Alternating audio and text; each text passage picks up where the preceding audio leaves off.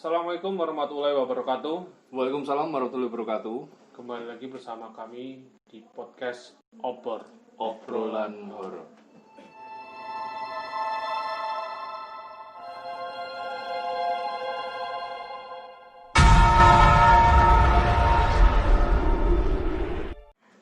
Masih bersama kami yang selalu menemani kalian setiap malam-malamnya, yaitu saya Rizky dan partner saya Mas Yop. Kalau kalian belum berani untuk menonton video ini sendirian, tontonlah pada siang hari. Tapi kalau kalian masih belum berani, tonton bersama teman-teman kalian. Tapi lebih seru lagi kalau ditonton malaman sendiri di kamar mayat. Nah, jadi episode kali ini kita akan membahas suatu hal yang sering kita lakukan. Setiap orang pasti mengalaminya, ya kan? Seperti apa? Jadi kalau istilah kedokteran itu tes traumatikata, Artinya ketindihan, ketumpuk. Nah, jadi cerita ini dialami oleh Mas Muhammad Miftahul Huda, ya kan? Dengan user Twitternya yaitu Miftahul98 _ Bagaimanakah cerita dari Mas Miftahul Huda? Seperti apakah kisah-kisahnya? Apakah mencekam sekali pastinya? Yang pasti tonton terus video ini sampai selesai. Jangan lupa siapkan amunisi untuk menemani kalian menonton video ini. Dan jangan lupa juga siapkan headset agar rasa lebih terasa horornya. Oke, Bor, langsung aja kita nyalakan obornya. Jadi pengalaman ini dialaminya waktu KKN, bukan di Desa Penari, tapi waktu tahun 2017. Dia lakukan pengalaman pribadi waktu melaksanakan KKN 7 bulan lalu. 7 bulan lalu. Februari. Itu tripnya kemarin. Berarti berapa bulan lah. Di sini aku akan berbagi cerita horor ketika melaksanakan kuliah kerja nyata atau KKN dengan anggota kelompok berjumlah 13 orang. 7 cewek, 5 cowok. Selama 1 bulan di salah satu di desa Kabupaten Semarang. Sebut saja desa tersebut bernama S. Desa S bisa dibilang desa yang cukup pelosok. Terbukti masih banyaknya hutan, kebun, dan sawah di desa tersebut. Posko kami kebetulan ditempati oleh simbahnya dari pemilik rumah tersebut. Jadi selama KKN kami tinggal bersama dengan simbah di rumah yang memiliki 3 kamar tersebut. 1 kamar ditempati simbahnya, 1 kamar ditempati yang cewek, dan satunya lagi ditempati yang cowok.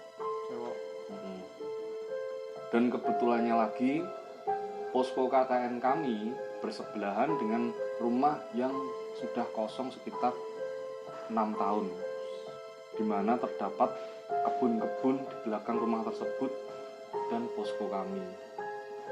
Karena sudah kosong selama 6 tahun, membuat aura dari rumah tersebut itu cukup pasti menyeramkan. Iya. Aura rumah yang udah 6 tahun ditinggalkan, ya kan, itu pasti akan menyebar ke sekelilingnya tanpa pernah dijamah. Kejadian tersebut terjadi pada hari Kamis malam Jumat, tanggal 6 Februari 2020, 1 minggu setelah penerjunan kegiatan KKN oleh universitas aku. Dan kebetulan saat itu adalah malam Jumat Pahing.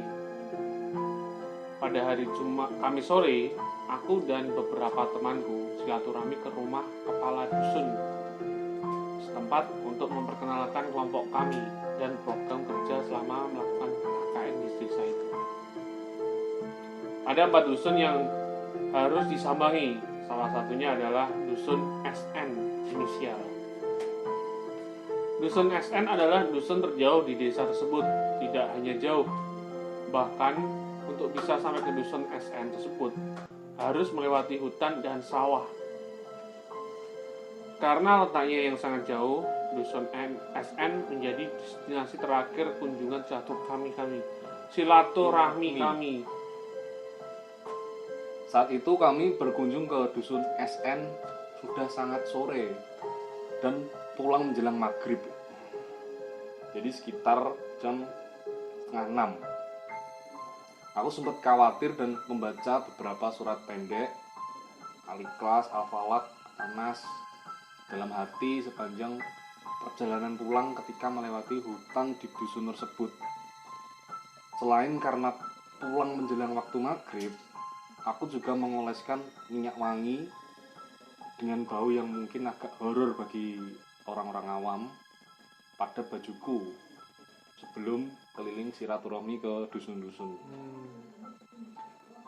Nah, pada malam harinya setelah aku dan teman-temanku yang cowok ngobrol di ruang tamu, aku dan Dika memutuskan untuk tidur terlebih dahulu karena memang sudah ngantuk. Sedangkan 3 orang temanku masih ada yang nge-game dan tiduran di ruang tamu main PUBG. Sinyal. Saat itu jam sudah menunjukkan pukul 11:30 malam. Aku dan Dika tidur berdua di kamar dengan kondisi aku masih memakai baju berparfum bau horor yang kupakai saat berkunjung tadi. Aku dan Dika tidur bersebelahan, yang mana Dika berada di sebelah kananku. Seperti biasa, sebelum tidur aku selalu membaca beberapa surat pendek dan doa tidur. Dika pun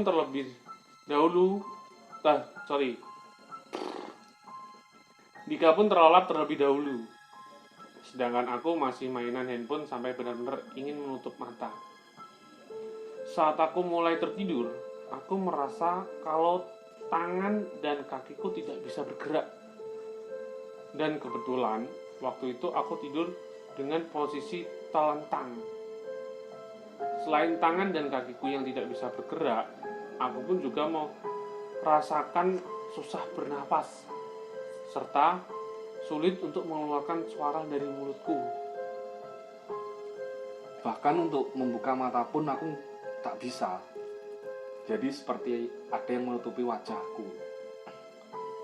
Yang bisa aku lakukan saat itu hanyalah membaca surat-surat pendek dari ayat suci Al-Quran tanpa suara dengan nafas tersengah-sengah, ngos-ngosan, dan berusaha untuk membuka mata dan menggerakkan tubuhku. Karena saat itu aku merasakan seluruh tubuhku kaku seperti kekunci. Hingga pada akhirnya aku berhasil membuka mata. Dengan kondisi masih setengah sadar, aku melihat sosok hitam tinggi, besar, berada tepat di atas kepalaku. Seketika aku teriak kencang tanpa aku sadari hingga membangunkan Simbah yang tinggal di posko temanku itu, termasuk si Dika. Ini adalah ilustrasi posisi malam tersebut. Jadi itu ada gambarnya nanti, posisinya seperti apa, bentuknya. Itu coba digambarkan oleh Mas Miftah. Dan pada saat Dika terbangun, dia juga melihat sosok hitam besar dengan tinggi sekitar 2 meter berada tepat di atas kepalaku. Jadi di sedikit cerita, Dika itu tahu dan paham bagaimana cara mengatasi hal-hal yang seperti begitu. Dika pun langsung berusaha untuk mengeluarkan sosok hitam tersebut yang katanya dia hampir merasuki tubuhku melalui atas kepalaku. Kejadian tersebut mulai dari aku melihat sosok tersebut sampai Dika berhasil mengeluarkannya berlangsung sangat cepat, hanya berselang beberapa detik saja. Jadi setelah itu teman kami yang saat itu berada di ruang tamu langsung menghampiri ke kamar dan menanyakan apa yang telah terjadi. Temennya bernama Mudo. Si Mudo bertanya, "Kenapa, Cung?" Dika menjawab, "Nggak apa-apa, tolong ambilkan minum buat aku sama Huda." Duh, Aku dan Dika pun langsung meminum air putih yang diambilkan oleh temanku tersebut. Kemudian kami beranjak keluar dari kamar dan menuju ruang tamu untuk menceritakan apa yang telah terjadi kepada teman-teman yang cowok. teman kami yang cewek hanya beberapa yang bangun dan menanyakan keadaanku. Itu pun mereka masih di dalam, tidak berani keluar kamar karena saat itu sudah pukul 12:05 malam. Setelah aku dan Dika menceritakan apa yang terjadi kepada teman cowok di ruang tamu, tiba-tiba si Dika bilang seperti ini, "Ini kalau cuman aku sama Huda aja yang tahu, gak adil. Semua harus tahu." Dan beberapa saat kemudian terdengar suara sinden yang diiringi gamelan Jawa. Kami pun awalnya sempat berpikir gak TikTok, orang TikTok. Sinden peragakan. Kami pun awalnya sempat berpikir mungkin suara itu bersumber dari warga yang biasa nongkrong di toko seberang jalan. Tetapi setelah dipikir-pikir, sepertinya nggak mungkin warga yang nongkrongnya setelah isak tiba-tiba tengah malam mutar musik lagu Jawa pula. Terlebih selama seminggu kami KKN di sana. Mereka yang nongkrong tidak pernah memutar musik sama sekali. Dan setelah aku mendengar lebih teliti lagi, ternyata suara tersebut berasal dari pojok belakang posko kami. Ini toh suaranya dari pojok belakang posko. Sambil nunjuk, pojok mengarah ke kebun belakang rumah kosong samping toko. Temanku yang lain pun berusaha untuk tetap positive thinking. Namun aku tetap bilang kepada mereka bahwa sumber suaranya benar-benar berasal dari belakang rumah kosong tersebut. Kemudian kami semua mulai merinding. Terlebih suara tersebut hanya terdengar kurang lebih sekitar 1 menit saja, membuat semakin tidak masuk akal jika yang memutar lagu tersebut adalah manusia. Kami pun bergegas untuk segera tidur, kecuali teman kami si Mufid yang masih sibuk dengan gamenya. Keesokan harinya, yakni mulai hari Jumat 7 Februari 2020, Mufid bercerita kepadaku dan beberapa teman yang lainnya bahwa suara gamelan tersebut muncul lagi sekitar jam 3 dengan durasi yang sama pada saat kami tertidur. Yang membuat kami kaget adalah ternyata sebelum aku mengalami ketindihan tersebut, salah satu teman cewek kami juga mendengar suara gamelan pada saat jam 10 malam. Namun dengan suara yang agak pelan. Kata temanku cewek, entah benar atau tidak. Kemudian pada sore harinya, si Dika yang juga sebagai koordinator desa kelompok KKN-ku ditelepon oleh Pak Kades untuk ke rumahnya. Kebetulan Pak Kades juga merupakan anaknya Mbah yang nempatin posko kami. Sepulang dari rumah Pak Kades, Dika bicara kepadaku. Yang tadi malam itu memang dari belakang rumah kok, Hud. Masa Dik? Berarti bener feelingku. Oh, kamu apa bawa minyak misik, Hud? Enggak Dik, yang aku bawa hanya minyak wangi biasa yang tanpa alkohol itu. Soalnya yang nindih tadi malam juga dari belakang rumah. Masa Dik? Aku kira dari dusun SN. Soalnya aku mikirnya paling ketempelan dari sana. Ya. Karena aku awalnya mikir bahwa aku ketempelan setelah pulang dari dusun SN karena bau minyak wangiku yang kata temanku baunya horor. Lalu Dika bercerita banyak yang intinya bahwa Pak Kades mengetahui apa yang terjadi semalam. Pak Kades bilang bahwa sosok hitam besar yang ingin masuk ke dalam tubuhku adalah Mr. G. Gondrong. G. Tak. Mr. G tersebut menempati pohon bambu kuning di antara pohon pisang di kebun-kebun belakang rumah kosong samping posko kami. Dan kata beliau pun, sumber suara gamelan tersebut juga benar dari kebun belakang rumah kosong tersebut. Beliau juga bilang, dulunya waktu masih ada kandang kambing di kebun tersebut, Mr. G sering bermain dengan kambing-kambing tersebut diiringi dengan musik gamelan Jawa. Pak Kades berkata bahwa kehadiran Mr. G tersebut sebenarnya hanya ingin tahu siapa orang baru di rumah yang kami tempati sebagai posko ini. Karena aku dan teman-teman KKN bisa dibilang orang baru di rumah tersebut. Beliau juga bilang, kenapa yang diperlihatkan aku? Karena Mr. G tersebut tertarik oleh bau minyak wangi yang aku pakai saat itu. Pak Kades juga bilang, jika ingin mentradisikan area kami, bisa menggunakan air yang dicampur dengan cuka dan dicipratkan atau dipelkan di lantai. Sebaliknya, jika ingin berkenalan dengan dan berteman akrab secara pribadi dengan Mr. G, ya kan, bisa memancing dengan rokok jarum 76. Ganti gue, Mas. Jika ingin seluruh penghuni rumah dapat melihat kehadiran Mr. G tersebut, bisa memancingnya dengan menyalakan dupa, seingatku. Keesokan harinya, yakni pada hari Sabtu 8 Februari 2020, aku izin sehari untuk pulang ke rumah mengembalikan minyak wangi yang aku pakai tersebut.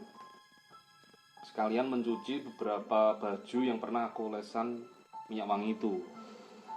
Dan semenjak kejadian itu, aku dan teman-teman cowok jarang tidur di kamar. Lebih sering tidur di ruang tamu. Meski demikian, aku pun mulai sering mengalami ketindihan hampir setiap malam. Namun alhamdulillahnya, setiap melek setelah ketindihan, gak ada apa-apa di atasku. Selain sering ketindihan, aku justru menjadi lebih peka terhadap kehadiran sosok tak kasat mata yang biasanya hanya sebatas perasaan, melihat sekelebat bayangan, tapi sekarang bisa sampai muntah karena adanya energi negatif, kata orang-orang. Dari kisahku tersebut dapat disimpulkan bahwa kita hidup di dunia ini tidak sendirian. Kita hidup juga berdampingan dengan mereka yang tak kasat mata. Jadi ada baiknya jika kita kulon nuwun, kalau orang Jawa bilang permisi terlebih dahulu. Baik itu dengan orang di sekitar tempat tersebut ataupun dengan mereka. Assalamualaikum. Waalaikumsalam. Ketika berkunjung atau berada di suatu tempat yang notabene tempat itu baru bagi kita. Ya, itulah sekian kisah dari Mas Huda, Muhammad Miftahul Huda.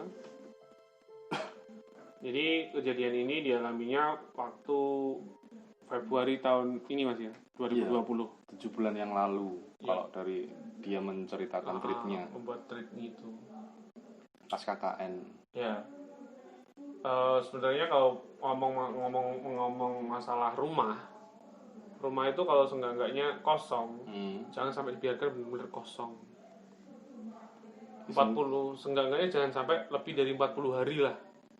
Ya. Biar rumah itu kebauan sama bau manusia, bau orang.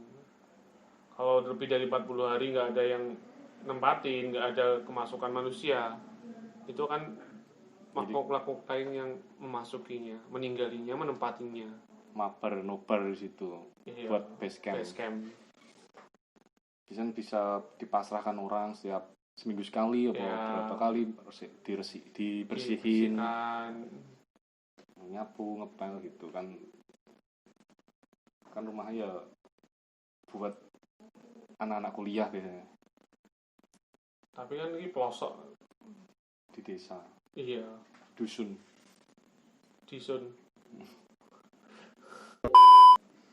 Jadi ya situlah, kita hidup di dunia kan nggak berdampingan, berbagai antara dua makhluk yang saling berdampingan. Apalagi bersampingan, jadi bermiringan lah. Dia menampakkan dia menampakkan mungkin pada seseorang tertentu, orang yang menghuni rumah ini, jadi dia mengetokkannya. Dia juga Mr. G penasaran bau apakah ini, mungkin karena wanginya dia suka. Ya, itulah kisah dari Mas Miftah. Menyeramkan sekali. Dan buat teman-teman mengingatkan, apabila kalian punya cerita horor, pengalaman pribadi atau pengalaman siapa, bisa di-share ke kami lewat link yang ada di deskripsi di bawah ini. Atau juga bisa lewat share ke media sosial official @obar-obor di Instagram dan Twitter, langsung saja. Iya. Nah, apa nih? Urung. Oke, jangan lupa. Mohon maaf bila Pak sama Mas Miftah kalau ada salah-salah kata atau salah ucap atau salah bicara dalam menceritakan, kami mohon maaf. Terima kasih juga udah mengizinkan kami untuk membawakan ceritanya ke channel YouTube kami yang bukan milik pribadi. Maaf juga buat para sobat obor. Bila ada salah katanya, kami mohon maaf. Dan terima kasih sudah menonton video kami. Oke, cukup sekian. Wassalamualaikum warahmatullahi wabarakatuh. Waalaikumsalam warahmatullahi wabarakatuh.